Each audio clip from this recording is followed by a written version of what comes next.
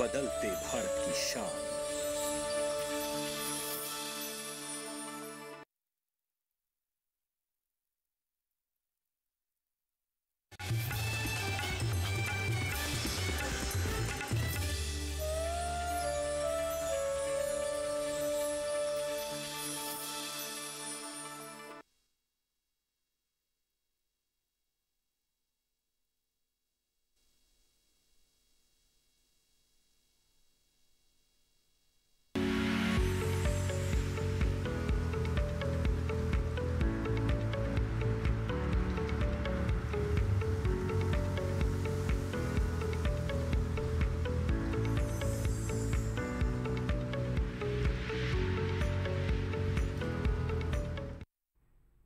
नमस्कार, स्वागत है आपका हेलो किसान में। मैं हूं अंजू सिंह। हेलो किसान एक लाइव फोन इन कार्यक्रम है जिसमें कृषि संबंधी विभिन्न विषय हम आप किसानों के लिए लेकर आते हैं।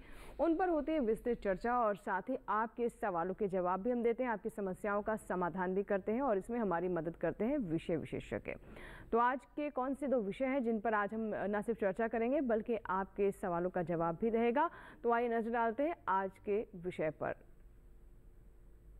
आज का हमारा पहला विषय है बेलदार सब्जियों की खेती और साथ ही हम बात करेंगे आज हमारे दूसरे विषय यानी हरी खाद के लिए फसलों की बुआई के बारे में।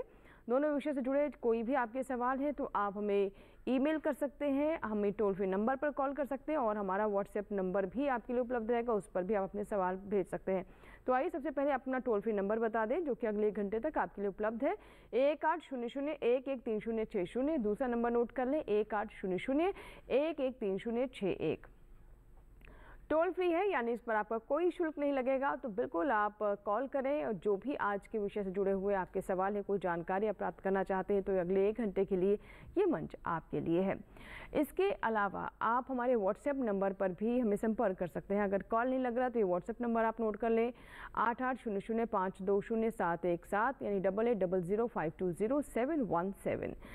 ये हमारा व्हाट्सएप नंबर है। यानी अगर आप स्मार्टफोन इस्तेमाल करते हैं तो व्हाट्सएप में जाकर आप वॉइस नोट भी भेज सकते हैं अगर आपको लिखने में किसी तरह की असुविधा है, या फिर अपना टेक्स्ट मैसेज भी हम तक पहुंचा सकते हैं। इसके अलावा आप हमारे ईमेल आईडी पर भी अपना मेल भेज सकते हैं hellokisan2015@gmail.com। ये हमारा ईमेल आईडी है। यहाँ ये भी जानकारी आपको दे दें कि चाहे आप कॉल करें या व्हाट्सएप करें या फिर ईमेल करें, जो भी सवाल आएंगे उन्हें लाइव तुरंत ही कार्यक्रम में शामिल किया जाएगा। यानी यहाँ से आपको तुरंत ही आपके सवालों के जवाब मिलेंगे। और इसके अलावा कुछ बुनियादी बातों का हमारे दर्शक अवश्य ध्यान रखें। जब हमें आप कॉल करें तो कोशिश करें कि नेटवर्क क्षेत्र में ही रहें। ऐसी जगह से कॉल करें जहां पर बहुत ज़्यादा शोर ना हो ताकि आपके सवाल को समझने में असुविधा ना हो। अपनी बात को कम शब्दों में कहने का प्रयास करें, अपना नाम ज़रूर बताएं और अपने ज़िले का नाम भी मेंशन करें। इसी तरह टेक्स्ट मैसेज में यानी अगर आप व्हाट्सएप कर रहे हैं तो उसमें भी आप अपने सवालों को स्पष्ट लिखने का प्रयास करें। अपने नाम के साथ अपने ज़िले यानी अपने राज्य का नाम, अपने ज़िले का नाम ज़रूर मेंशन करें। ईमेल में भी इन बातों का ध्यान रखें।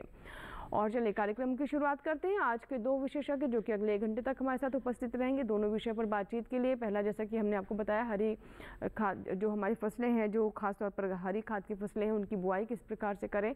और दूसरा विषय है बेलदार सब्जियों की खेती। हमारे साथ डॉक्टर दिनेश कुमार जी है, प्रधान वैज्ञानिक कृषि विज्ञान संभाग IRI पूसा नई दिल्ली से। सर बहुत बहुत स्वागत है। हमारे साथ स्टूडियो में आप मौजूद रहेंगे। और दूसरे मेहमान डॉक्टर तुषार कांति बेहरा जी हमारे साथ हैं जो कि वाराणसी से जुड़ रहे हैं, निदेशक भारतीय सब्जी अनुसंधान वाराणसी उत्तर प्रदेश से। सर आपका भी कार्यक्रम में स्वागत है और आपसे हम बेलदार सब्जियों की खेती के बारे में विस्तृत जानकारी लेंगे। और आज के जो दोनों विषय हैं इन पर हम बारी बारी से चर्चा करते हैं। पहले बात करते हैं हरी खाद से जुड़ी हुई जो फसलें हैं उनके किस तरीके से हमारे किसान बुआई कर सकते हैं। तो डॉक्टर दिनेश, सबसे पहले मैं आपसे जानना चाहूँगी कि हरी खाद दरअसल होती क्या है और किस प्रकार से इन्हें लगाया जाता है और कैसे ये बहुत महत्वपूर्ण है हमारे देश में, ख़ास तौर पर जब हम अच्छी फसल उत्पादन की बात करते हैं, मिट्टी में जीवांश और पोषक तत्वों की पूर्ति की बात करते हैं, तो उनमें हरी खाद की विशेषता क्या है? निश्चित तौर पे हम लगातार खेती करते जा रहे हैं। एक ही खेत से 2 फसल 3 फसल लगातार हम लेते हैं, जिससे हमारी मिट्टी की जो पोषक धारण क्षमता है, पोषक तत्व है, उनकी कमी हो जाती है। और इस कमी को पूरा करने के लिए अनेक साधन है, संसाधन है, जिनसे पोषक तत्वों की आपूर्ति की जाती है। लेकिन सबसे सस्ता, टिकाऊ और अच्छा तरीका है कि हरी खाद की मदद से हम मिट्टी की उर्वरता को बढ़ाएं, उसके गुणों को बढ़ाएं और इसके लिए हम हरी खाद का प्रयोग करते हैं। साल भर हम इसका प्रयोग कर सकते हैं, खरीफ के मौसम में कर सकते हैं, रबी में कर सकते हैं और गर्मियों में कर सकते हैं। गर्मियों में खास करके इस समय पे आप हरी खाद का प्रयोग कर सकते हैं, उसको उगा सकते हैं। और जैसे आपके खेत खाली हुए हैं इस समय, आपने गेहूं की कटाई की, रबी फसलों की सभी की कटाई की होगी, सरसों की कटाई, आलू की खुदाई या और भी कोई फसल हो, इसके बाद आप हरी खाद खेत में ही उगाकर वहीं पे पलट दें तो और मिला दें मिट्टी में, तो इसको हम खेत में हरी खाद देना कहते हैं। इसके अलावा अगर आपके पास कुछ झाड़ियां हैं, कुछ हरे पत्ते वाले पेड़ हैं जिनको आप टहनियों को काट सकते हैं, उन टहनियों को और हरा जो बायोमास है उसको अपने खेत में मिट्टी में मिलाकर भी आप हरी खाद तैयार कर सकते हैं। जी जी बिल्कुल। तो कैसे आप हरी खाद तैयार कर सकते हैं और क्यों ये बहुत महत्वपूर्ण है, आइए एक रिपोर्ट देखते हैं जिसमें आपको इन सवालों के भी जवाब मिलते रहेंगे।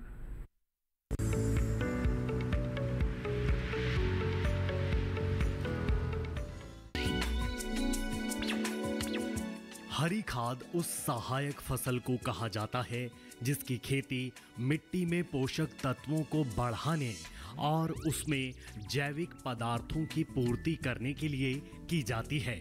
इसे कम लागत में जमीन को उपजाऊ बनाने वाली प्राकृतिक खाद भी कहा जा सकता है। बता दें कि हरी खाद में ढेंचा, सनई, लोबिया, ग्वार, मूंग और उड़द आते हैं। जिन किसानों के पास पानी की उपलब्धता है वे अप्रैल से लेकर मई के बीच हरी खाद वाली फसलों को बो सकते हैं। जिन किसानों के पास गर्मी में पानी की उपलब्धता नहीं है वे मई के बाद होने वाली बारिश का फायदा उठाकर हरी खाद की बुआई कर सकते हैं। जिन इलाकों में बरसात ज्यादा होती है उन इलाकों में सनई की बुआई की जाती है। ढैंचा को कम बारिश वाले इलाकों में उगाया जा सकता है।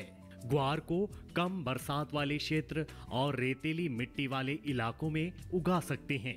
जल निकासी वाली जमीन में लोबिया, मूंग और उड़द को हरी खाद के रूप में इस्तेमाल किया जा सकता है। ढैंचा हरी खाद के लिए 25 किलो प्रति एकड़ बीज की जरूरत होती है और सनई के लिए 32 से 36 किलो प्रति एकड़ बीज की जरूरत होती है। वहीं मिश्रित फसल में 12 से 16 किलो बीज प्रति एकड़ लगते हैं। हरी खाद को बोने के बाद लगभग 40 से 45 दिनों के अंतराल पर फूल आने लगते हैं। फूल आने से पहले किसान ढैंचा आदि की खड़ी फसल को हल, डिस्क हैरो या रोटावेटर से मिट्टी में पलट दें। ऐसे में इस बात का ध्यान रखें कि खेत में पर्याप्त नमी हो जिससे हरी खाद जल्दी ही सड़कर डिकम्पोज हो जाए और मिट्टी में मिल जाए। प्राकृतिक पद्धति से खेती कर रहे किसान हरी खाद को खेत में पलटते समय जीवामृत, गोमूत्र, वेस्ट डिकम्पोजर, वर्मी वॉश या सरसों की खल भी डाल सकते हैं। इससे फसल जल्दी ही डिकम्पोज हो जाती है।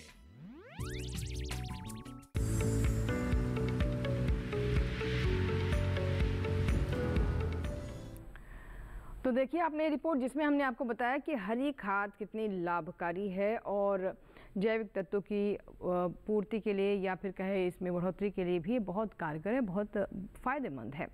आगे और विस्तार से इससे जुड़े हुए प्रश्न हम जानेंगे, उनके जवाब जानेंगे। हमारे साथ डॉक्टर दिनेश बने हुए हैं। आइए बात करते हैं हमारे दूसरे मेहमान डॉक्टर तुषार जी, जो कि हमारे साथ जुड़ रहे हैं वर्चुअल प्लेटफॉर्म पर। सर, जैसा कि आज का हमारा दूसरा विषय है बेलदार सब्जियों की खेती, ये हमारे किसानों के लिए कितनी महत्वपूर्ण है और साथ ही ये फसलें लोकप्रिय भी रहती हैं क्योंकि पोषक तत्वों से भरपूर रहती हैं। ये तो कितना महत्वपूर्ण है किसानों की आय के लिए क्योंकि इनकी मांग भी रहती है। हाँ जी, हम अभी बेल वाली सब्जी का जब बात करेंगे, आप जानते हैं कि बेल वाली सब्जी में हम खीरे, कद्दू, लौकी, करेला, तोरी, खरबूजा, तरबूजा ये सब को इस्तेमाल कर सकते हैं। ये बेल वाली सब्जी है जो कि गर्मियों में उगाया जाता है और ये महीना जो है सबसे बेस्ट महीना है। और उसके पहले भी कुछ किसान भैया जो कि जो पहले से ही उसको फरवरी महीने में लगा चुके होंगे, तो उसके भी कैसे रोकथाम किया जा सकता है। जो गेहूं के बाद अभी भी कुछ किसान भाई जो गेहूं के बाद लगाना चाहते हैं कि अमल के बाद, वो अभी भी उसको लगा सकते हैं। तो ये गर्मी का फसल है, उसमें से आप जानते हैं कि गर्मी में जो फसल होता है उसमें ज़्यादातर मॉइस्चर लेवल बहुत ज़्यादा होता है, उसमें से उसको आप खाने के बाद आप अपने जो आपकी थर्स्टी है व तृष्णा है उसको भी आप मिटा सकते हैं। और उसके साथ साथ उसमें बहुत सारे मिनरल्स है, जो विटामिन्स है, जिसके कि आप सेवन खाने के बाद आपकी जो स्वास्थ्य के लिए सबसे बेस्ट हो सकता है। तो इसके साथ साथ आप जानते होंगे कि बेल वाली सब्जी जो कि आप किचन गार्डन में उगा सकते हैं, घर में जो आपका फेंस है जहाँ पे आपने उसमें भी उगा सकते हैं। और उसके जो हमने किसान भाई अपने जो मैंड के साथ साथ भी उसका जहाँ पे फेंस लगा हुआ उसमें से आप उसको उगा सकते हैं, जो कि आप उसको एक्स्ट्रा आमदनी हो सकता है। अभी बहुत सारे जो बेल वाली सब्जी है जिसमें से कुछ बेल वाली जो है बड़े बेल बनती है और किसमें से छोटा बेल बनता है, जैसे कि आपका जानते होंगे आप करेला है, खीरा है, इसमें बेल बहुत छोटा होता है, तो उसके भी आप इस्तेमाल जो कि आपका यील्ड के और आपके इनकम के लिए सबसे बेस्ट हो सकता है। दूसरी चीज बात है कि बेल वाली सब्जी जो है आप जैसे आपका खीरा है उसको भी आप प्रोटेक्टेड कल्टीवेशंस में आप यूज कर सकते हैं, संरक्षित खेती, जिसमें से आपका कम से कम आय जो है जो आपका प्रोडक्शन से उसमें भी 5 से 10 गुना बढ़ सकता है। और इसी हिसाब से भी बहुत सारे किसान भाई उसको भी इस्तेमाल करते हैं आजकल जो बेल वाली सब्जी को उगाने के लिए। बिल्कुल, तो बहुत सारी बातें आपने बताई सर बेल वाली सब्जियों से जुड़ी हुई। आपने ये भी बताया कि कौन कौन सी सब्जियां इस श्रेणी में आती हैं और कैसे ये हमारे लिए लाभकारी हैं। आइए देखते हैं बेल वाली सब्जी से जुड़ी हमारी रिपोर्ट।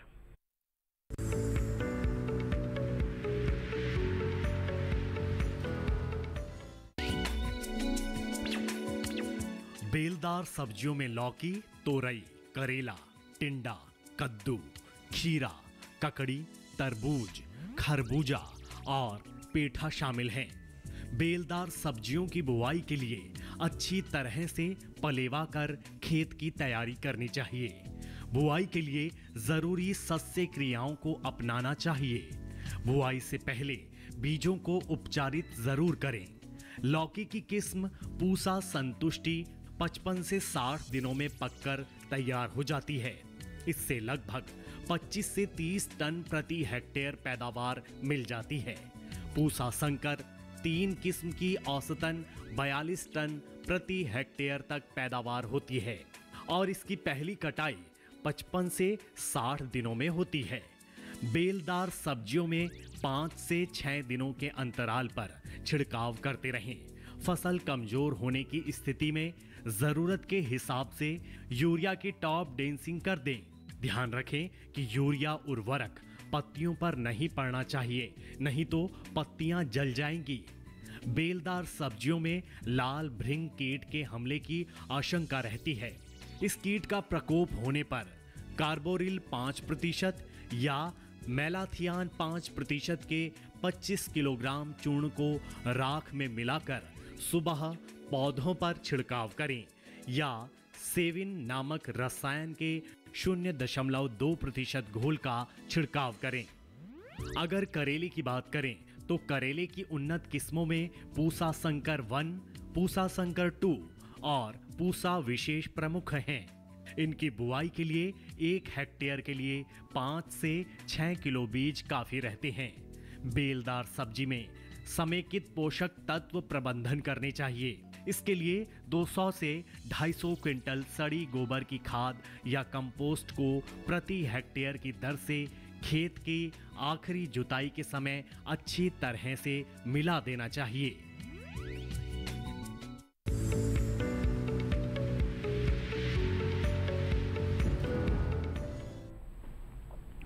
तो भी आपने बेलदार सब्जियों पर रिपोर्ट देखी और आज के दोनों ही विषय आप विस्तार से समझ चुके हैं। अगर कोई भी आपके सवाल हैं तो आप हमारे टोल फ्री नंबर पर कॉल करें।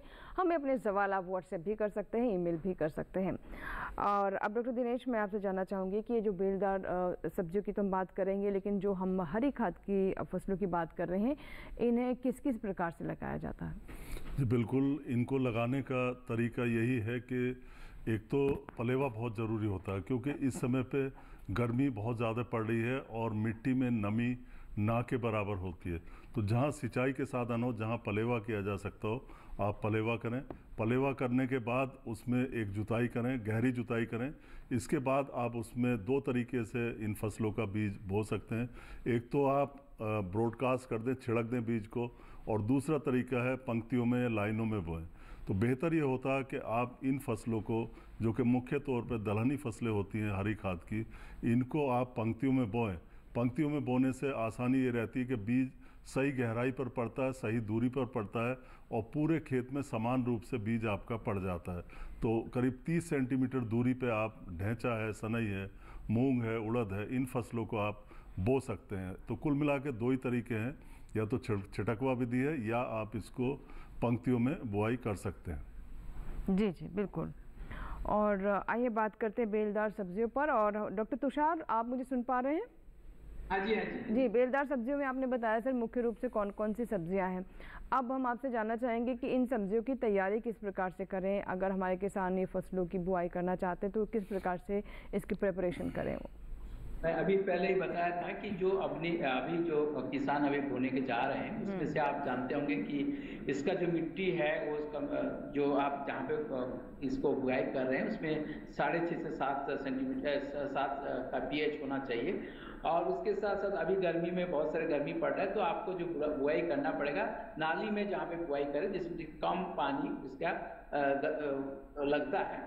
और जैसे कि आप छोटे बेल वाली सब्जी है उसमें से आपको जैसे कि करेला है या तरबूजा है या फूल है, ककड़ी है, इसमें आप इसको काम कर सकते हैं। जो कि नाली से नाली जो दूरी है उसको आप 1 मीटर 1.5 मीटर तक रख सकते हैं। लेकिन बड़े बेल वाली जो सब्जी है उसमें से आपको कम से कम 2.5 से 3 मीटर तक दूरी रखना पड़ेगा।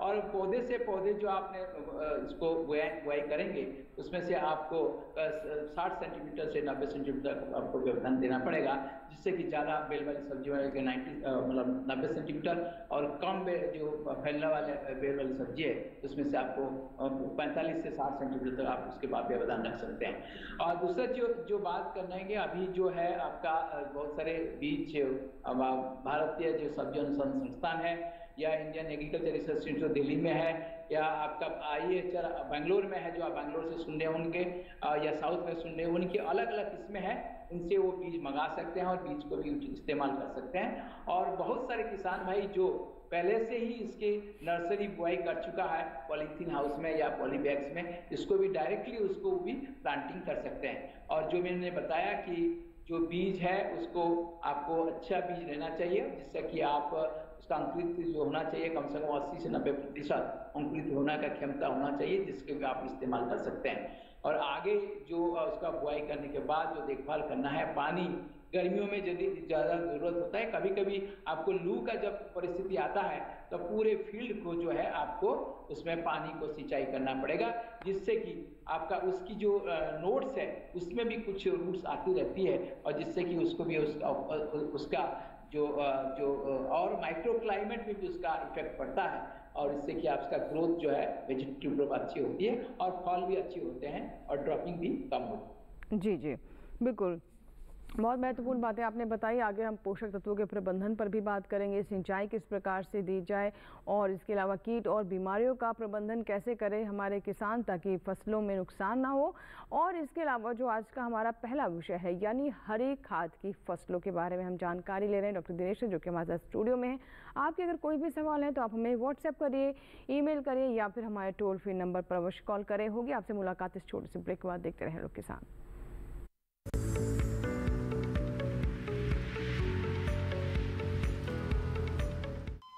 अरे सुन तो।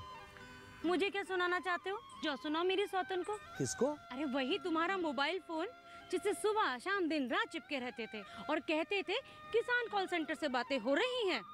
अच्छा ये बात है। हाँ क्यों, क्या हुआ? अब बात नहीं होती क्या? अब तो झट से बात हो जाती है। ऐसा क्या? हाँ, अब तो ज्यादा लाइनें और खास तकनीक के कारण खेती के माहिरों से तुरंत बात हो जाती है। और अगर कभी लाइन व्यस्त हो तो अपनी समस्या फोन पर रिकॉर्ड करा दो, वहाँ से फोन आ जाता है और समस्या की हल का मैसेज भी आ जाता है। ये देखो आ गया। अरे वाह, इसका मतलब इंतजार की घड़ी अब खत्म। हाँ। तभी मैं सोचूं कि आजकल मुझ पर इतना प्यार क्यों आ रहा है। कृषि संबंधी समस्याओं का अपनी भाषा में तुरंत हल पाने के लिए पूरे भारत में किसी भी फोन से हेल्पलाइन नंबर पर संपर्क करें। किसानों का दोस्त किसान कॉल सेंटर।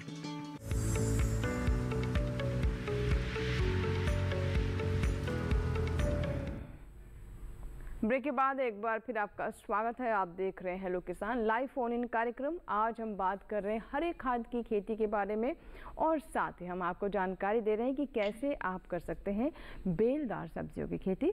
ब्रेक से पहले कई महत्वपूर्ण बिंदुओं पर हमने चर्चा की। अगर आपके कोई सवाल है, कोई जानकारी आप चाहते हैं, किसी तरह की समस्या आपको आ रही है, बेलदार सब्जियों को लेकर कुछ जानना चाहते हैं, तो आप हमें अवश्य फ़ोन करें या फिर व्हाट्सएप करें या फिर ईमेल भी कर सकते हैं। आइए बातचीत को अब आगे बढ़ाते हैं। अब डॉक्टर दिनेश, मैं आपसे जानना चाहूँगी कि इन फसलों की, जो हम हरी खाद की फसलों की बात कर रहे हैं, बुआई का समय कब होता है, कब होता है, और ख़ासतौर पर जो हम ग्रीष्मकालीन फसल की बात करते हैं उसके बारे में जानना चाहेंगे। जी बिल्कुल। बुआई के समय की जहाँ तक बात है, अगर हम ग्रीष्मकाल की जो हरी खाद की फसल है उसकी बात करें तो ये समय पूरा अप्रैल का महीना रहता है और आप 10 मई 15 मई तक भी इसकी बुआई कर सकते हैं अगर आपके पास सिंचाई के साधन उपलब्ध हैं। कई बार ऐसा भी होता है कि जल्दी बरसात आ जाती है, कुछ क्षेत्रों में प्री मानसून यानी मानसून के पहले भी बरसात आ जाती है। अगर आपके पास 1.5 महीने का भी समय है तो उस 1.5 महीने में आप हरी खाद की फसल को ले सकते हो, क्योंकि इसको उगाने में समय बहुत कम लगता है, खर्चा बहुत कम आता है और इसमें खरपतवारों वगैरह की समस्या भी नहीं होती, ना मोटे तौर पे कोई बीमारी आती, ना कोई ऐसा कीड़ा आता। कुल मिला के इसमें लागत ना के बराबर आती है, बहुत कम लागत आती है और लेकिन इसके फ़ायदे बहुत होते हैं। आपकी मिट्टी की उर्वरा शक्ति में ये बहुत अच्छा सुधार लाता है और भी बहुत सारे फ़ायदे हैं इसके, जो आगे चल के आप इस कार्यक्रम में सुनेंगे इसके बारे में। जी जी बिल्कुल। और अब बात कर लेते हैं एक कॉलर से, हमारे साथ फ़ोन लाइन पर जुड़ चुके हैं। कॉलर हैं, hello hello hello hello hello, नमस्कार मैडम। जी नमस्कार सर, बताएं, अपना नाम बताइए, कहाँ से बात कर रहे हैं आप? महेश से सांगली, महाराष्ट्र। ठीक है महेश जी, अपना सवाल बताइए। रबी सीजन में हम पीला वाटरमेलन लगा सकते हैं क्या? किसमें? रबी सीजन में। रबी सीजन रबी सीजन में पीला वाटरमेलन लगा सकते हैं क्या? डॉक्टर साहब से सवाल है। डॉक्टर तुषार जी। डॉक्टर तुषार, आप सुन पा रहे हैं मुझे? हाँ जी बताइए। तरबूज नहीं सुन पाया मैंने। हाँ डॉक्टर महेश, वाटरमेलन के तरबूज के बारे में बात कर रहे हैं ना? जी जी, पीला तरबूज रबी सीजन। हाँ, पीला तरबूज ही लगाना चाहते हैं, इसके बारे में जानकारी चाहते हैं। हाँ जी, पीला तरबूजा अभी हमारे जो केरला एग्रीकल्चर यूनिवर्सिटी ने एक वैरायटी उसको बनाया है, तो उसमें ये जो हम बात करते हैं, जो लाइकोपिन की बात करते हैं, उसमें से ज़्यादा होता है और उसी हिसाब से पीला तरबूजा खाने में भी अच्छा लगता है और आजकल उसमें मिठास भी अच्छा आ रही है। तो कुछ जो प्राइवेट कंपनी है उसमें भी वो जो पीला सब्जी ने उसको किया है, जिसमें बीटा कैरोटीन कंटेंट भी उसमें ज़्यादा अच्छा रहती है, तो इसका उपलब्ध हो सकता है। बट आपको केरला एग्रीकल्चर यूनिवर्सिटी से उसको कॉन्टैक्ट करना पड़ेगा और उसको भी आपका उसका ले सकते हैं। और उसके प्राइवेट कंपनी में भी इसको बनाया है, तो उसको भी हम आपको उसमें लगा सकते हैं। लेकिन पीला जो तरबूजा है उसकी जो लगाने का टाइम है वो ऑलरेडी जा चुका है। आप कौन सा रबी के बारे में जानना चाहते हैं सर? बट आप नॉर्थ में लगाएंगे तो अभी ये नहीं हो पाएगा, ये साउथ में होता है, तो फिर भी आपको जो मैं बताऊं कि अभी हो सकता है कुछ समय, बट फरवरी और मार्च जो है उसी समय से उसको ग्रो करना जरूरी है। जी जी, हमारे साथ एक और दर्शक ने विपिन है, जिन्होंने सागर से कॉल किया है, मध्य प्रदेश से हमारे साथ फोन लाइन पर हैं। जी विपिन जी, बताइए क्या सवाल है आपका? जी नमस्ते मैम। नमस्कार विपिन जी। जी मैम, मैं ये जानना चाह रहा था कि हरी खाद के बारे में जो डॉक्टर साहब ये बता रहे थे कि बहुत सारे पेड़ों की पत्तियां भी जो होती है ना, भी हम यूज कर सकते हैं हरी खाद के रूप में। तो मैं जानना चाह रहा था कि क्या कौन सी ऐसी पत्तियां हैं जिन्हें हमें खेतों में नहीं यूज करना चाहिए, जिससे हमारे खेत में उल्टा दुष्प्रभाव भी हो सकता है? ऐसे कोई पेड़ों की पत्तियां भी हैं जिन्हें हमें?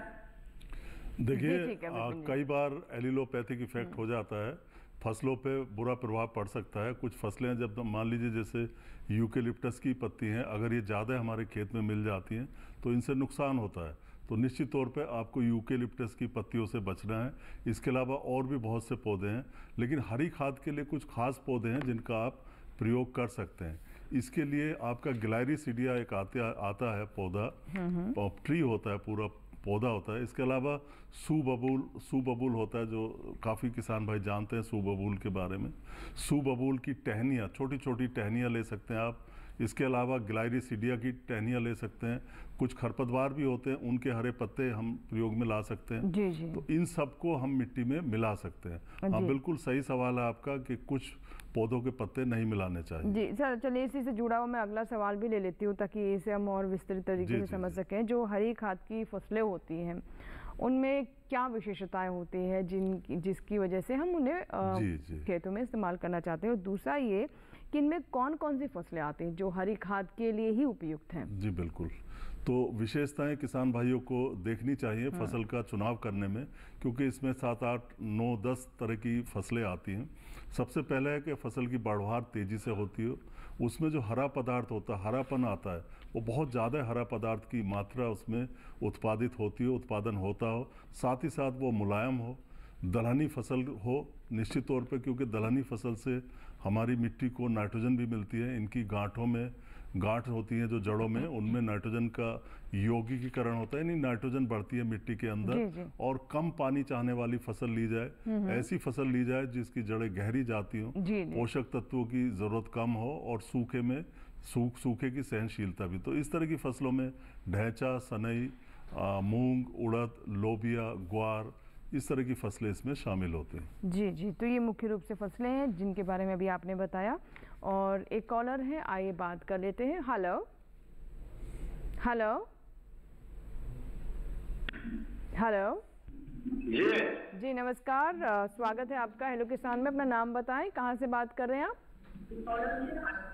पहले टीवी को म्यूट कर दें। जी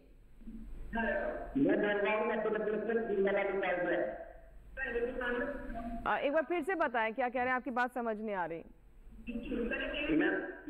मध्य प्रदेश से बोल रहा हूं। ठीक है, मध्य प्रदेश से बात कर रहे हैं आप, अपना नाम तो बताएं। सुंदरलाल। ठीक है सुंदरलाल जी, अब प्रश्न बताइए।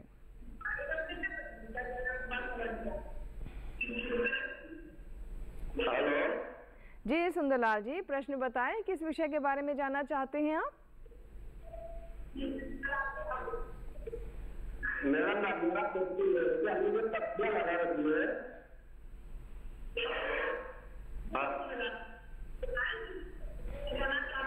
मेरा हरी पत्ती लगा रखी है। सर समझ पा रहे हैं? और शायद आप पूछ रहे हैं हरी पत्तियां लगा सकते हैं क्या हरी खाद के रूप में? जी बहुत अच्छा है, आप हरी पत्तियां लगा सकते हैं। अभी बात हो रही थी तो इसमें आपको ग्लाइरिसीडिया नाम का पौधा आता है, और मोटे तौर पे हालांकि दक्षिण भारत में होता है, लेकिन उत्तरी भारत में सुबबोल की पत्तियां आप प्रयोग में ला सकते हैं। इसके अलावा और भी कोई मुलायम, अगर उसमें वुड ना हो, लकड़ी ना हो, उसमें बहुत ही मुलायम टहनियाँ अगर हैं आपकी, तो उनको हरी खाद के रूप में आप प्रयोग में ला सकते हैं। जी जी बिल्कुल। अब डॉक्टर तुषार, मैं आपसे जानना चाहूँगी, जैसे हम बेलदार सब्जियों की खेती की बात कर रहे हैं, तो इसमें बीजोपचार कितना महत्वपूर्ण है, और अगर बीजोपचार करना है तो किस प्रकार से करें? हाँ जी, तो जरूर है। आप बीज का जो आप करेंगे उसमें जरूर है कि जो हमारे किसान भाई ने उसको कर रहे हैं, बीजों का उपचार जरूर करना चाहिए। जैसे कि आपके 2 ग्राम आपका फेविस्टिन लेके फिर 1 लीटर पानी में घोल करके, फिर उसके जितने हमारे जो बीज है 1 केजी, 2 केजी, 3 केजी, उसी हिसाब से आपका मात्रा बढ़ा के और उसके हिसाब से आपका पानी मिला के भी उसको बीज उपचार कर सकते हैं। तो किसान भाइयों, उसमें जब जानते होंगे कि ये जो बेल वाली सब्जी है, इसको बीज उपचार से पहले कम से कम 8 से 16 घंटा तक उसको पानी में भिगो देना चाहिए, जिससे कि आपका जल्दी ही जर्मिनेशन हो सकता है। और उसके बाद बीज उपचार करके फिर उसको भी आप अपने लगा सकते हैं, जिससे कि आपका जो सॉइल में बहुत सारे माइक्रो ऑर्गेनिजम्स है, जैसे बैक्टीरिया है, फंगस है, इसके भी आप उसको बचा सकते हैं। और आगे जो क्रॉप जो सीडलिंग बनता है उसमें जब जर्मिनेशन हो जाता है उसको भी आप उसको रोकथाम कर सकते हैं। तो किसान भाई इसको जरूर ध्यान देना जरूरी है, और इसको आप ये बीज उपचार करना जरूरी है। जी जी बिल्कुल। तो इस प्रकार से बीजोपचार हमारे किसान कर सकते हैं ताकि आगे किसी तरह की समस्या फसल में ना आए, बीमारियों से भी इससे आप बचा सकते हैं अपनी फसल को। डॉक्टर दिनेश, मैं आपसे जानना चाहूँगी कि खेत की तैयारी, हरी खाद के संदर्भ में अगर हम बात करें तो खेत की तैयारी कैसे करें, और जब हम हरी खाद के लिए खेत की तैयारी कर रहे हैं तो उसमें किन किन सावधानियों का ध्यान रखना बहुत आवश्यक है? निश्चित तौर पे गर्मियों का समय है, तो खेत की तैयारी करने से पहले आपको एक पानी उसमें लगाना पड़ेगा। अगर बरसात नहीं हुई है, कुछ इलाकों में बारिश भी हो जाती है, और अगर सही नमी उसमें बैठ गई है मिट्टी में आपकी, तो उसके बाद फिर आप तुरंत एक जुताई गहरी जुताई करें। इसके बाद पाटा ज़रूर लगाते रहें, और 1 या 2 जुताई कल्टीवेटर या हैरो से या देसी हल से कर दें, और पाटा लगा के तुरंत उसमें आप बुआई कर दें। बुआई आपको पंक्तियों में करनी है, और साथ ही साथ जैसे अभी बीज उपचार की बात हो रही थी, तो यहाँ भी बीज उपचार बहुत ज़रूरी होता है। ख़ास करके अगर आप कोई दलहनी फसल हरी खाद के रूप में ले रहे हैं और उसको पहली बार नए खेत में लगा रहे हैं, तो एक राइजोबियम का टीका होता है, एक जीवाणु होता है जिसका लगाना ज़रूरी होता है। तो इस टीकों को आप लगाएं। इसके हर फसल के अलग अलग टीके आते हैं। आपको 10 किलो बीज में सिर्फ 200 ग्राम ये टीका लगता है। करना क्या है आपको कि 1 लीटर आप पानी लें, उसमें 100 ग्राम चीनी या 100 ग्राम गुड़ डाल दें और 4-5 ग्राम गोंद डाल दें। इसके बाद उसे उबाल लें। उबालने के बाद ठंडा कर लें। फिर इसमें आप 200 ग्राम जो पैकेट है अच्छी तरह से मिला दें। फिर जो 10 किलो बीज है, मान लीजिए अगर 10 किलो है तो उसमें ये टीका पर्याप्त होगा। फिर बीज पे आप अच्छे से उसको रगड़ के मिला दें, एक परत सी चढ़ जाएगी। इसके बाद उसको आप सुखा लें। फिर आप जो बुआई है इसकी आप आसानी से कर सकते हैं। तो इससे क्या होता है कि जड़ों में गांठें अच्छी बनती हैं, और साथ ही साथ उसकी जो नाइट्रोजन यौगीकरण की क्षमता है, फिक्सेशन है, वो उसमें बढ़ता है। यानी ये लाभकारी साबित होगा। जी जी बिल्कुल, तो ये लाभकारी ऐसे साबित हो सकते हैं। और हम बात कर रहे हैं बेलदार सब्जियों की, हरी खाद की फसलों के बारे में। आपके कोई भी सवाल है आप हमें ज़रूर ईमेल करें, व्हाट्सएप करें, कॉल भी करें। हम आपसे मुलाकात करेंगे छोटे से ब्रेक के बाद। आप अपने सवालों के साथ तैयार रहें। हेलो किसान में यहाँ लेंगे एक छोटा सा ब्रेक।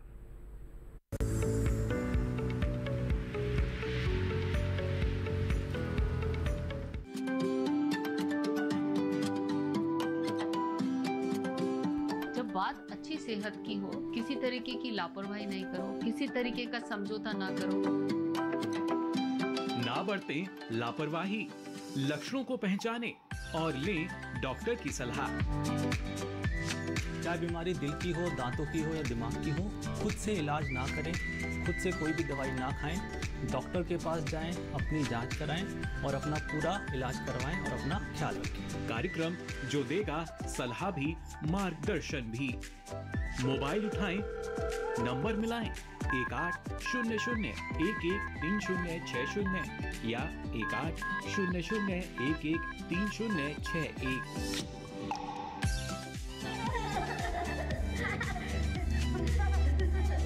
आपके अपने फोन इन कार्यक्रम स्वस्थ किसान में हर शनिवार शाम 6 से 7 बजे सिर्फ डीडी किसान पर।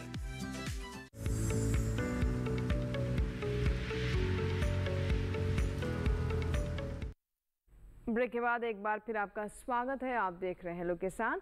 हेलो किसान में अगर आप अभी हमारे साथ जुड़ रहे हैं, यानी कार्यक्रम अभी आपने देखना शुरू किया है, तो आज के विषय के बारे में एक बार फिर से आपको जानकारी दे दें। आज हम बात कर रहे हैं हरी खाद फसलों की बुआई के बारे में, और साथ ही कैसे हमारे किसान बेलदार सब्जियों की भी इस सीज़न में, इस मौसम में खेती कर सकते हैं। आइए बातचीत को आगे बढ़ाते हैं। आप अपने सवाल ज़रूर भेजें, हमें व्हाट्सएप करें, ईमेल करें, या फिर हमारे टोल फ्री नंबर पर भी कॉल कर सकते हैं। डॉक्टर तुषार के पास चलते हैं। डॉक्टर तुषार, अब बेलदार सब्जियों की हम बात करें तो इनमें कौन कौन से मुख्य रूप से बीमारियाँ और साथ ही कौन कौन से कीटों का इसमें खतरा रहता है?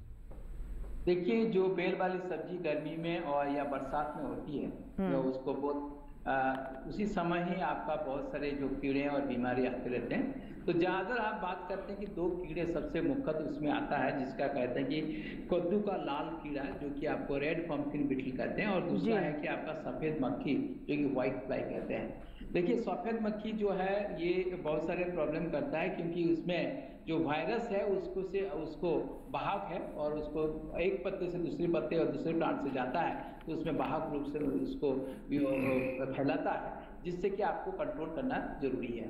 सफ़ेद मक्खी जो आप आजकल आपको फील्ड में भी अभी तक जो किसान पहले भी कर चुके हैं, उनको जानते होंगे कि उसमें पूरे वायरस फैल जाता है, और वो जो पत्ते हैं जो पूरे सिकुड़ जाते हैं और येलोइंग हो जाते हैं, फिर उसमें पूरे पौधे को जो भी नष्ट कर देता है। इसके लिए आपको जो है इमिडाक्लोरोपिड नामक दवाई जो कि स्प्रे करना पड़ेगा। 0.5 मिलीलीटर प्रति लीटर पानी में घोल करके आप उसको स्प्रे कर सकते हैं, और इसको आपको करना जरूरी है, क्योंकि हर 10-15 दिन के व्यवधान में भी उसको स्प्रे कर सकते हैं, जिससे कि आपका सफ़ेद मक्खी आना नहीं चाहिए।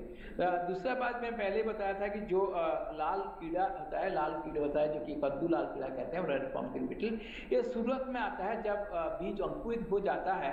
उसके बाद 2 पत्ती का जब बीज होता है, उसी कॉटिलेटर स्टेज में आप उसको कहते हैं, उसमें भी ये मक्खी मतलब ये कीड़ा आता है। उसको आप एजक्ट्रेक्टिव नामक एक दवाई जो कि 300 ppm या आपको आप और बहुत सारे जो दवाई है, जैसे आपको ट्राइक्लोरोफॉस या ट्राइक्लोरोफॉस नामक दवाई जो है उसको इस्तेमाल कर सकते हैं, और जिसका कि आप 1 मिलीलीटर प्रति लीटर पानी में घोल करके भी उसको स्प्रे कर सकते हैं। और ये उसके बाद फिर जब पत्ते बढ़ जाते हैं, बेल चल जाता है, तो फिर ये जो कद्दू जो कीड़ा है वो नहीं आ सकता है। उसके बाद हम बात करते हैं कि पाउडरी मिल्ड्यू और डिजीज की जब बात करते हैं, पाउडरी मिल्ड्यू डाउनी मिल्ड्यू सबसे ज़्यादा आती है उसमें, तो इसलिए सल्फेक्स भी आप दवाई इस्तेमाल कर सकते हैं पाउडरी मिल्ड्यू के लिए, जिसके आपका जिनेप नाम 2 ग्राम प्रति लीटर पानी में स्प्रे करके उसको भी आप यूज़ कर सकते हैं। और आपका जब डाउनी मिल्ड्यू सिम्टम आ जाती है तो आप उसमें से आपका जो माइक्रोजैप दवाई को भी इस्तेमाल कर सकते हैं, जो कि 2 ग्राम प्रति लीटर पानी में घोल करके भी उसको छिड़काव कर सकते हैं। तो बहुत सारे किसान भाई आप जानते होंगे कि आपका इसको रोकथाम करने के लिए भी हमारे बहुत सारे रेजिस्टेंट वैरायटी भी डेवलप किया गया है। बहुत सारे इसी पंपकिन और जो कद्दू और ये सब्जियों में उसके भी आप इस्तेमाल कर सकते हैं।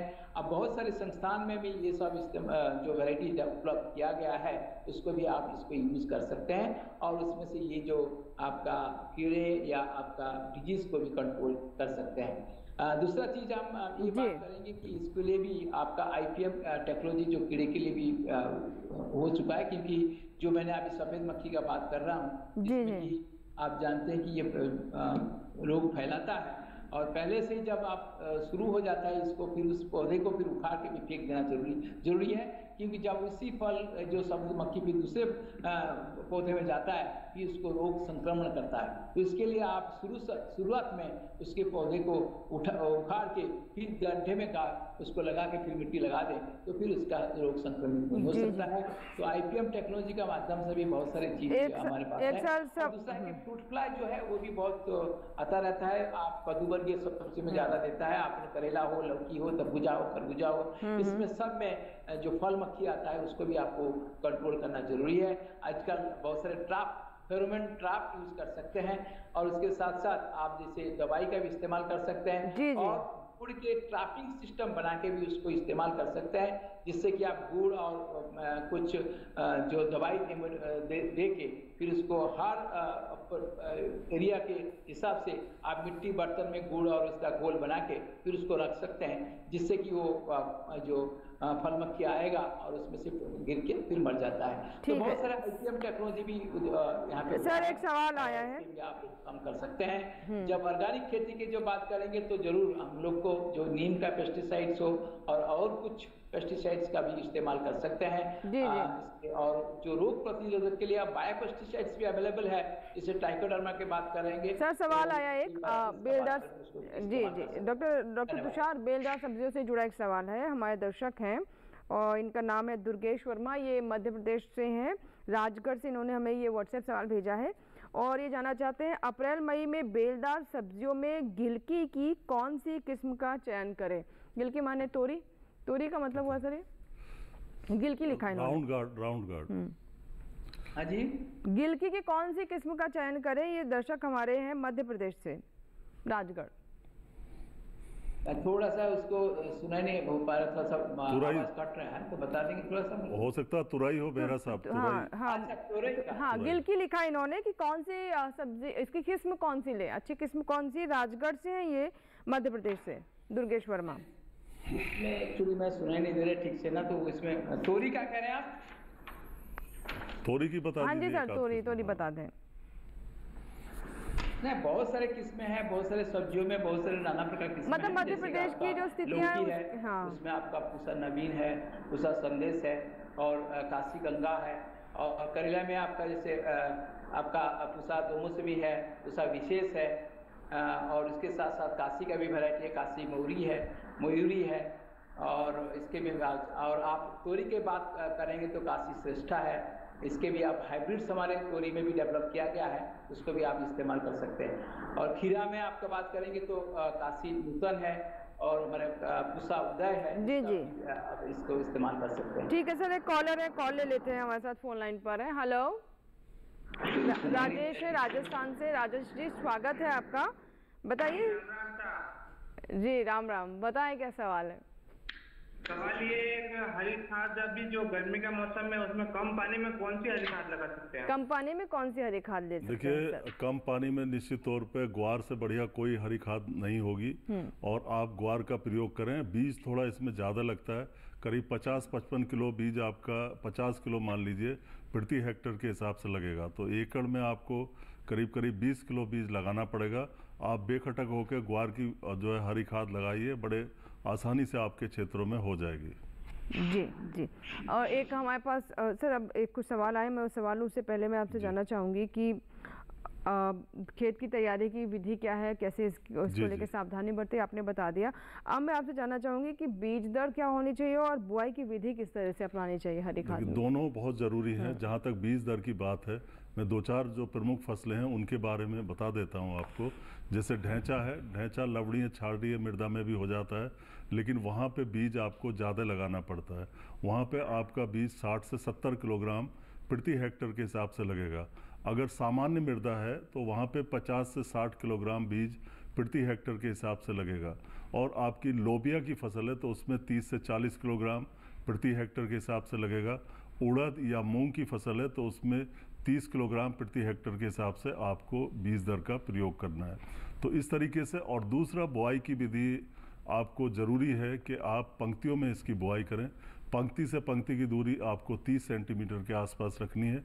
ये बहुत ज़रूरी होता है क्योंकि कई बार आप छिटकवा विधि से जो बोते हैं फसल को, तो उसमें कुछ बीज तो आपका ज़्यादा गहरा चला जाता है और कुछ ऊपर रह जाता है।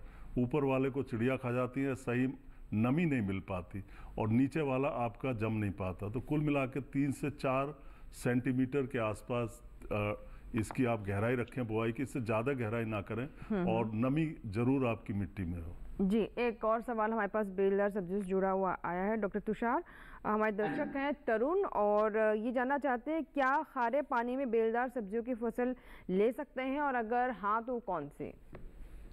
देखिए, खारा पानी में तो लेना मुश्किल है जी, लेकिन अभी हम लोग एक ग्राफ्टिंग टेक्नोलॉजी डेवलप किया गया है जिससे कि जो रूट स्टॉक है वो खारा पानी में हो सकता है, जिसका नीचे जो जड़ है वो आपका, जैसे आपने कद्दू वर्गीय सब्जी में लगाते हैं तो उसमें पेठे का भी आप रूट स्टॉक यूज कर सकते हैं, लौकी का रूट स्टॉक यूज कर सकते हैं, और एक हाइब्रिड आता है जो कि कद्दुओं में हाइब्रिड आता है जिसका कि आप रूट स्टॉक यूज कर सकते हैं, जिसके आप कहते हैं कि जड़ होगा आपका ये सब जो मैंने बताऊं कि जो प्रतिरोधक क्षमता होगा जिसमें से सैलिनिटी सॉइल के हिसाब से, और उसका ऊपर जो है आप कोई सा भी वैरायटी उसको साइड को ग्राफ्टिंग करना पड़ेगा।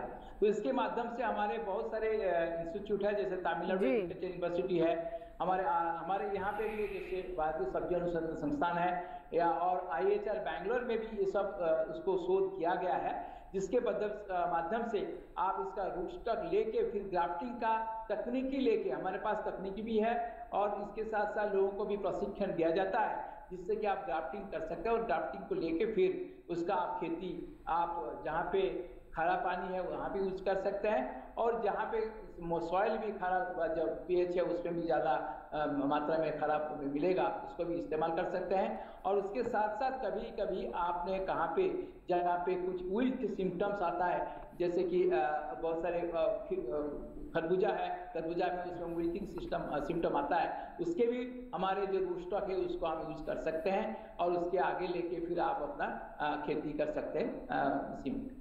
जी जी, ठीक है सर। एक हमारे पास हरी खाद से जुड़ा हुआ सवाल आया डॉक्टर दिनेश, ये हमारे दर्शक हैं अभय सिंह, और इन्होंने हमें औरैया उत्तर प्रदेश से ये व्हाट्सएप सवाल भेजा है। ये जानना चाहते हैं क्या तिल को भी क्या हम हरी खाद के रूप में इस्तेमाल कर सकते हैं? देखिए, तिल की फसल खरीफ में ली जाती है और खरीफ में आपके पास बहुत सारे विकल्प हैं, तो मैं तो आपको यही सलाह दूंगा, क्योंकि इसमें हरे पदार्थ की जो पैदावार है उतनी नहीं हो सकती जितनी ढैंचे या सनई में हो सकती है। तो आप कोशिश करें कि ढैंचा या सनई लें। दूसरी बात यह है कि तिल दलहनी फसल नहीं है, तो इससे आपको लाभ कम मिलेगा। अगर सिर्फ आप हरी खाद के लिए ले रहे हैं तो आप दलहनी फसल को लें, तिल की फसल को आप ना लें। जी जी बिल्कुल। और सर इसी से जुड़ा अगला मैं अब सवाल करती हूँ, हरी खाद से जुड़ा हुआ। मैं जानना चाह रही हूँ कि हरी खाद की जो फसलें हैं इसमें सिंचाई प्रबंधन किस तरीके से किया जाए, इसके अलावा उर्वरक किस तरीके से दिया जाए, इसके बारे में क्या कहेंगे? जैसा कि बार बार बात हो रही है कि गर्मियों का मौसम है तो बिना पानी के, बिना सिंचाई के हरी खाद नहीं ली जा सकती। पलेवा शुरू में करते हैं वो तो चाहिए आपको, इसके अलावा कम से कम 1 या 2 पानी देने की ज़रूरत और पड़ेगी। चाहे ढैंचा हो, चाहे सनई हो, चाहे कोई और फसल हो, तो आप अगला पानी कम से कम 20-25 दिन बाद दें अगर बरसात ना हो और सकता है 1 ही पानी से आपका ढैंचा हो जाए। कई बार ऐसा होता है कि ढैंचे में भी आपको 2 पानी लगाने पड़ सकते हैं। पहला बुआई के 20 से 25 दिन बाद लगाएं और दूसरा बुआई के 40-45 दिन के आसपास पानी लगाएं, तभी ये फसलें कामयाबी से हो सकती हैं। अगर बीच में बरसात होगी तब आपको पानी लगाने की ज़रूरत नहीं है। उर्वरक प्रबंधन इसमें ज़रूरी होता है, खास करके जो फास्फोरस होता है उसका प्रयोग अच्छा रहता है। इसमें आप 30 से 40 किलोग्राम फास्फोरस प्रति हेक्टेयर के हिसाब से प्रयोग कर दें।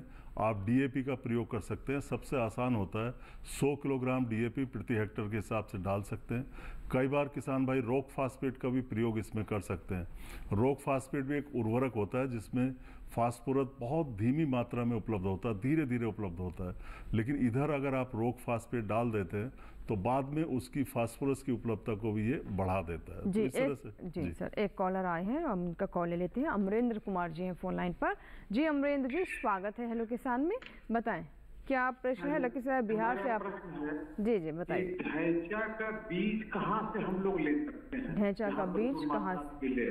ठीक है सर। और बीज दूसरा है कि गर्मी के समय में जैसे तो बेलदार सब्जियों के बारे में बता रहे हैं डॉक्टर साहब, जी जी, लेकिन क्या हम धनिया का हरा मतलब चटनी उटनी टाइप के लिए जो दिखता है उसकी खेती कर सकते हैं गर्मी में? हरी धनिया की खेती आप जानना चाह रहे हैं? हाँ, हरा धनिया। ठीक है, हरा धनिया। ठीक है, पहला सवाल सर ढैंचे से जुड़ा हुआ था, कहाँ से बीज प्राप्त करें? ढैंचे का बीज देखिए, बीज ढैंचे का आप राष्ट्रीय बीज निगम के अलग अलग कार्यालय होते हैं, इनकी शॉप्स होती हैं, इनकी दुकानें होती हैं, वहाँ से जी बिल्कुल NSC राष्ट्रीय बीज निगम से आप संपर्क कर सकते हैं। इसके अलावा आपके नज़दीकी जो कृषि विश्वविद्यालय हो वहाँ से संपर्क कर सकते हैं। और मोटे तौर पे ये देखा जाता है ढैंचे के बारे में कि किसान से किसान को ढैंचा ज़्यादा दिया जाता है, तो आप अपने गांव में आसपास जो दूसरे किसान हैं उनसे भी आप पहले संपर्क करें, क्योंकि इसमें ढैंचे में कोई बहुत ज़्यादा फ़र्क नहीं पड़ता और ना ही इतनी किस्में हैं इसकी अलग अलग। एक जो देसी ढैंचा होता है आपका सस्बेनिया एक्यूलियाटा, इसी को हम लगाते हैं और इसका जहाँ से भी आपको बीज मिल जाए उस बीज का आप प्रयोग कर सकते हैं। कोशिश करें किसी किसान से आप पूछ लें। साथ ही साथ बीज में आपको ध्यान रखना है कि घुना हुआ ना हो, ज़्यादा पुराना ना हो, उसका अंकुरण की आप जांच कर लें। 10-12 बीज लेके एक मिट्टी के चिराग में रख के हल्का पानी डाल दें और अंकुरण टेस्ट कर लें। जी जी बिल्कुल। चलिए इसी के साथ ही हमारे लिए यहाँ पर वक्त हो गया एक छोटे से ब्रेक का। ब्रेक के बाद तुरंत हाजिर होंगे। अगर आपको कुछ सवाल है तो जल्द से जल्द हमें भेजें।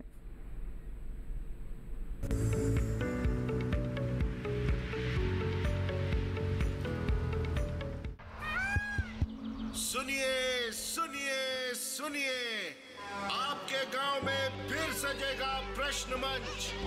आपके गांव में फिर सजेगा प्रश्न मंच।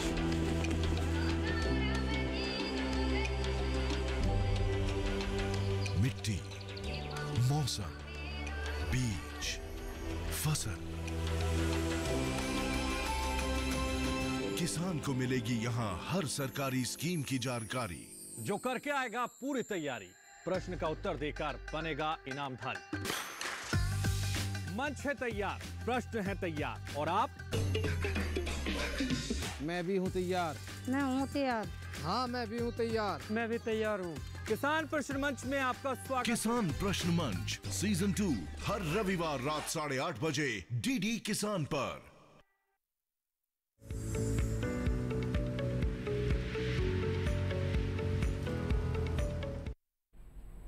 ब्रेक के बाद एक बार फिर आपका स्वागत है। आप देख रहे हैं हेलो किसान। अब कार्यक्रम के अंतिम पड़ाव में पहुंच गए हैं, तो जल्द से जल्द हमें कॉल करें, व्हाट्सएप करें या फिर ईमेल भी करें। आज हम बात कर रहे हैं हरी खाद की फसलों की खेती के बारे में और साथ ही कैसे हमारे किसान बेलदार सब्जियों की खेती कर सकते हैं। आइए चलते डॉक्टर तुषार के पास। डॉक्टर तुषार, अब आपसे जानना चाहेंगे, कुछ हमारे किसानों की शिकायत रहती है कि जो बेलदार सब्जियाँ हैं इनके फूल झड़ने लगते हैं कुछ समय बाद और जिसका असर उनकी उपज पर पड़ता है, तो इसके पीछे क्या वजह हो सकती है और क्या करना चाहिए किसानों को? देखिए, उसमें दो चीज होती है। एक तो आप जानते हैं कि ये गर्मी का फसल है। हाँ जी सर। और इसमें थोड़ा सा कभी पानी का अभाव हो जाए, जैसे अभी बात कर रहे थे अभी हमारे दूसरे एक्सपर्ट की, जो पानी का जैसे अभाव हो जाए तो उसमें से फल, जो फूल और फल दोनों ही झड़ जाते हैं, क्योंकि उसमें हर गर्मियों के टाइम में आपको उचित मात्रा में पानी और नाली में भी पानी और जहाँ पे भी आप पानी दे रहे हैं या ड्रिपिकेशन सिस्टम से पानी दे रहे हैं तो उसको देना जरूरी है। जो मिट्टी में नमी बना रहना चाहिए जिससे कि आपका फल आप उसको रख सकते हैं। दूसरा कारण होता है कि जब उसका परागण नहीं हो पाता है, क्योंकि देखिए जब बहुत सारे गर्मियों का फसल है जिसमें कि ये जो हमने बेल वाली सब्जी बात कर रहे हैं, इसमें पर परागण होता है और उसमें जो मधुमक्खी आते हैं उसमें से परागण होती है। तो ये क्या करते हैं, जब सुबह सुबह ये लोग फील्ड विजिट कर लेते हैं, लेकिन जब गर्मी हो जाता है 8, साढ़े 8, 9 बजे तक फिर ये फील्ड से निकल जाते हैं। तो बहुत सारे सब्जी है कि जो परागण का समय जो है वो है कम से कम कभी 10-11 बजे होता है। जैसे लौकी है, अब ये 10-11 बजे 12 बजे के बाद उसका फूल खिलता है और उसमें से परागण का समय होता है। उस समय से वो मधुमक्खी नहीं मिल पाता है, तो उसके वजह से वो फिर ये आप जो फल जड़ जाता है। तो इसके आपको ध्यान पड़ेगा कि नमी जब अच्छे रहेगा, मॉइस्चर, क्लाइमेट, वेदर जब ठीक रहेगा तो आपका मधुमक्खी भी का जो विजिट है फील्ड में वो भी अच्छा होता है और परागण भी उससे अच्छा हो सकता है। तो ये दोनों कारण को आपको देखना पड़ेगा, उसमें से हिसाब से आपका जो जमीन में आपका जो नमी बना रहना चाहिए, उसको माइक्रो क्लाइमेट ठीक होना चाहिए, जिससे कि आप ये फल का जो समस्या, फल गिरने जो समस्या है जी सर कर सकते। जी सर, बहुत बहुत शुक्रिया डॉक्टर तुषार हमारे साथ जुड़ने के लिए और बेलदार सब्जियों पर इतनी महत्वपूर्ण जानकारी आपने दी। बहुत बहुत धन्यवाद सर। और आइए बात करते हैं, हमारे एक दर्शक हैं डाला राम जी, जिन्होंने मध्य प्रदेश से कॉल किया है। उनका सवाल लेते हैं। डाला राम जी, स्वागत है हेलो किसान में। बताएं प्रश्न क्या है आपका? हाँ, मैं पूछ रहा हूँ मैम। हाँ बताएं जी, सवाल बताइए अपना। जी डाला राम जी, सवाल बताएं।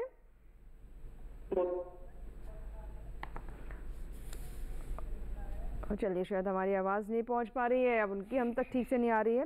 सर, बेलदार सब्जियों की हमने काफ़ी बातें की, काफ़ी दर्शकों के सवाल आए। अब हम जो हरी खाद है उस पर बात करते हैं। इससे पलटाना कब चाहिए, जो कहते हैं कि ताकि वो मिट्टी में मिल जाए, तो वो उचित समय क्या होता है? जी बिल्कुल, देखिए ये जो हरी खाद होती है, खास करके अगर आपने ढैंचे की और सनई की लिए, क्योंकि इनकी लंबाई कुछ ज़्यादा होती है, ढैंचे की तो काफ़ी लंबाई हो जाती है। पलटाई का सही समय इसका 55 से 60 दिन है, यानी 2 महीने में तैयार हो जाता है और ये काफ़ी मुलायम होता है उस अवस्था पे।